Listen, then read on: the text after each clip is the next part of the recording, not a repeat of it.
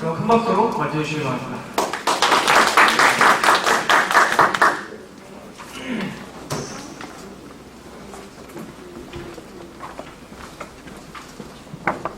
안녕하십니까. 보호진학교단의 출소자의 심리 및 욕구추이 변화 연구를 연구에 대한 발표를 맡게 된 김재현이라고 합니다. 네, 그럼 발표 시작하겠습니다. 지금 이제 한국법무부 복지공단에서는 지금 출소자의 재범 방지를 위한 중추기관 역할을 하고 있고요. 지금 1910년도부터 해서 지금 약 110년간 지금 보호사업을 위해서 가장 힘써주고 있으신 기관입니다. 그래서 2011년부터 전산화를 시작을 해서 출소자에 대한 심리 상담에 대한 월별로 해서 데이터가 있고 거기에 대해서 특성들을 데이터를 10년 넘게 쌓아오고 있습니다.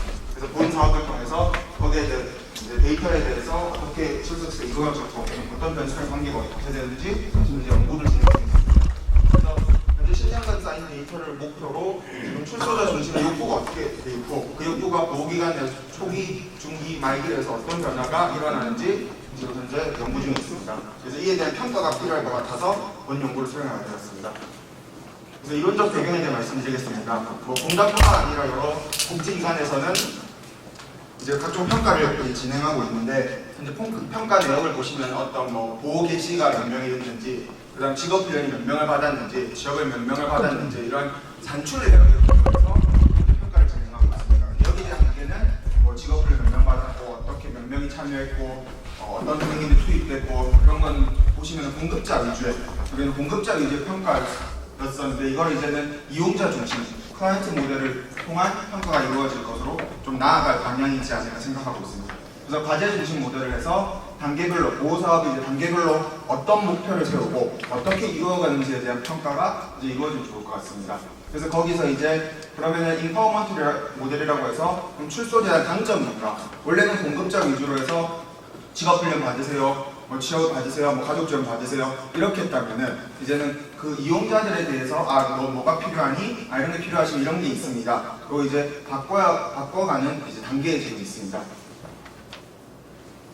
그래서 본 연구는 공단에서 10년 넘게 이제 쌓아온 보호상담 데이터를 가지고 이분들의 욕구가 뭔지, 그다음 보호사업 단계에 따라서 욕구가 어떻게 변하는지 평가하고자 이제 시행하게 되었습니다. 그래서 최종 분석 방법으로는 텍스트 마이닝이라고 해서 심리에 대해서 키워드 중심으로 그걸 살펴보고자 진행을 하게 되었습니다. 그래서 지금 공단에 쌓여있는 수많은 데이터들에서 저희가 지금 연구에 필요한 데이터가 뭔지 먼저 설정을 하고 이제 공단 전산 및 상담중을 통해서 비식별화 과정을 거치고 그 데이터를 받아서 분석을 진행하였습니다. 그래서 데이터 전처리 과정으로 이제 키워드가 있을 때 그럼 이분들이 어떠한 내가 가정 문제가 있어, 심리 문제가 있어, 직업 문제가 있어 라고 말씀하셨을 때 필요한 단어들이 있고 필요 없는 단어가 이제 있습니다. 이제 거기서는 저희가 이제 범죄심리, 사회복지심리 상담 등 전문가들이 모여서 거기는 단어에 대해서 이 단어는 분석에 포함을 한다, 만다 판단을 했고요. 그 다음에 실무자 이제 인터뷰를 통해서 어떤 문제가 가장 많이 발생을 하고 어떤 점이 힘든지 어떤 게 성과를 이루어지는지를 상담을 해서 데이터 이제 세트를 구성하게 되었습니다. 거기서 텍스트 마이닝 분석 결과는 뒤에 보여드리도록 하겠습니다. 그래서 본 분석에 사용한 저는 2011년부터 2020년까지 수집된 심리상담 데이터를 활용하였고 총 42만 건에 대한 분석을 진행하였습니다. 대상자 수는 약 5만 2천 명이고 남성과 여성, 나이 분포는 다음과 같습니다.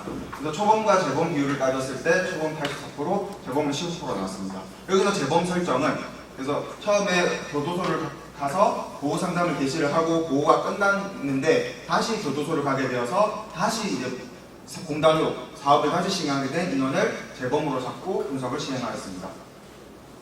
그래서 보호 카드별 상담 개월 수를 보시면은 당연히 여기 20개월 지금 현재 1년 정도 안에서 대상자가 많이 이제 상담 보호 사업을 진행하고 있는 것을 알 수가 있습니다.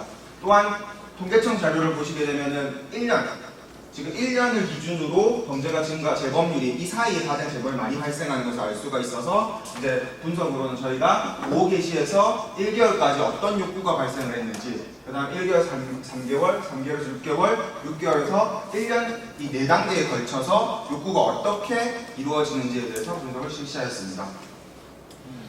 그래서 총 이제 그냥 전체 42만 건에 대해서 분석을 실시한 결과 취업, 직업훈련, 근무 등이 이러한 지역 관련 키워드가 중심으로 나타나게 된 것을 알 수 있습니다. 이제 여기서 나아가서 그러면 아까 말씀드린 단계별로 어떻게 욕구 변화가 일어나는지를 살펴봤습니다.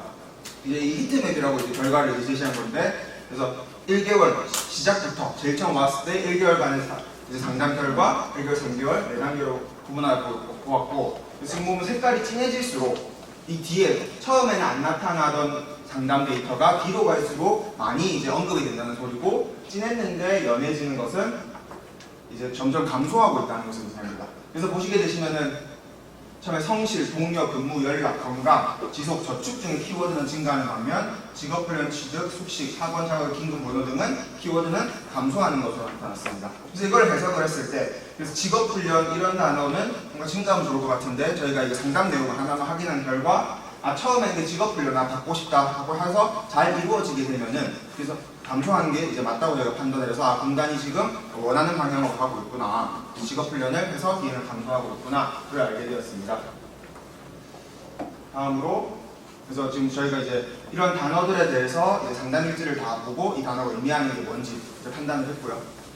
그래서 다음 궁금한 게 전체 출소자에 대해서 이런 심리 상담 데이터가 어떻게 하는지 봤으면 저희 궁금한 건 초범과 재범 집단에 따라서 어떻게 욕구가 달라지냐. 그래서 뭔가 저희가 재범 집단이 욕구가 달라지는 거하고 초범이 달라서 이 재범 집단이 나온 것들에 대해서 저희가 개입을 하게 되면은 이분들이 재범을 방지할 수 있지 않을까, 또 새로운 이런 보호 사업을 만들 수 있지 않을까를 중점으로 분석을 실시했습니다. 이제 주요 결과는 이제 다음과 같이 재범 집단은 초범 집단에 비해서 직업훈련이라든지 그냥 취득, 학원도 이제 직업훈련 교육이랑 비슷하니까 학교로 이제 외부로 보내서 이제 직업훈련 실시하는 건데 보시면은 재범 집단이 이제 그러한 상담력이 낮은 것을 알 수가 있습니다. 그래서 뭔가 이분들에 대해서 뭐 자기 개발이라든지 이런 좀 여유를 조금 그냥 혼자 있는 시간보다는 좀 어디 사회의 지지망을 통해서 좀 바쁜 생활을 할 수 있도록 하는 게 유의미할 거로 생각이 됩니다.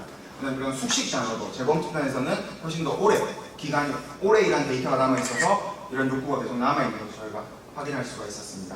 또한 초범 집단에서는 자격증을 따서 자격증을 취득하였다 이런 단어가 나오면 재범 집단은 그런 단어가 없었고요. 대신에 긴급 번호가 계속 긴급 번호를 요구하는 그래서 여기에 대해서는 이분이 조금 더 개입을 좀 더 많이 해야 되는 필요성을 느끼게 되었습니다.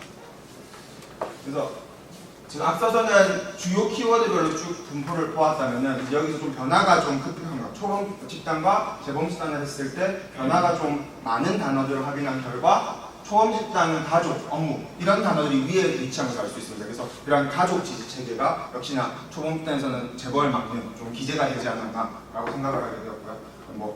또한 재범 집단에서는 직업훈련 이런 게 위에 많이 나왔는데 여기 제가 데이터를 보고 확인한 결과 좀 흥미로웠던 거는 재범 대상은 말고 직업훈련이라는 단어가 많이 나온 반면에 초범 집단은 대형면허, 운전면허 이런 구체적이게 나온 것 같습니다. 그래서 이거는 이분들이 진짜 무엇을 하고 그래서 이제 직원들이 데이터를 입력할 때 이분은 대학면허를 땄다, 대학면허 취득 중이다 이렇게 구체적으로 나온 반면 이제 재범 대상은 직업훈련이 필요하다, 직업훈련을 해야 동의한다 이런 걸 해서 결국에는 뭔가 직업훈련을 안 하고 계신 거죠. 결국 이런 거 직원으로 동료를 하는데 결국 이러한 출소전을 못 하고 있으시니까는 이러한 분들이 파악이 되었을 때 진짜 실질적으로 직업훈련 구체적인 계획을 잡고 해올 수 있도록 하는 게 필요할 것이라고 생각이 들었습니다.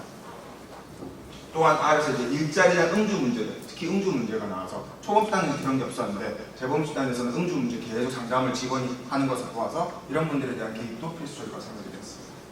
그래서 텍스트 마이닝 이제 단어 보았는데 그럼 저희가 여기서 이제 취업, 업무 이런 게 나왔을 때 그럼 이 단어들이 취업을 했다는 게 될 수도 있고 취업을 안 했다라고 이제 되는 같은 취업으로 잡히니까는 그럼 여기에 대해서 좀 더 구체적으로 보기 위해서 데이터들 연결이 어떻게 되었는지 보았습니다. 그래서 현재 노력, 취업 이렇게 단어가 클수록 빈도가 많은 걸 의미하고요.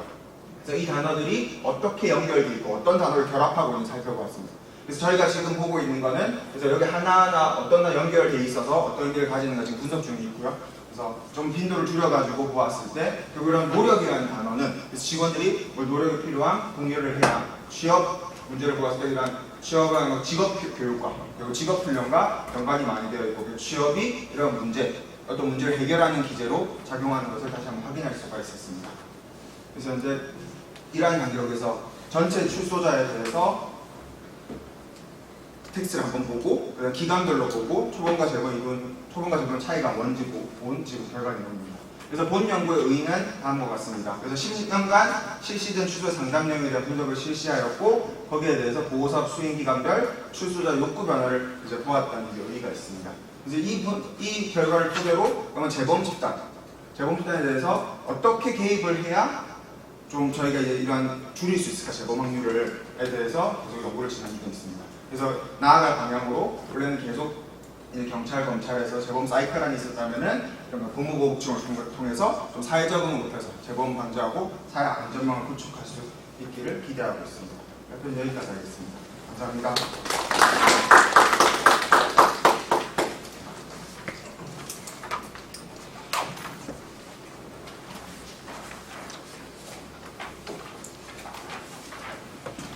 네.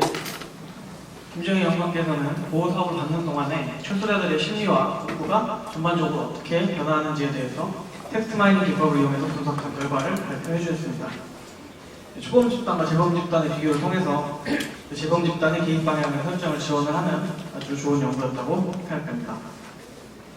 발표 감사합니다.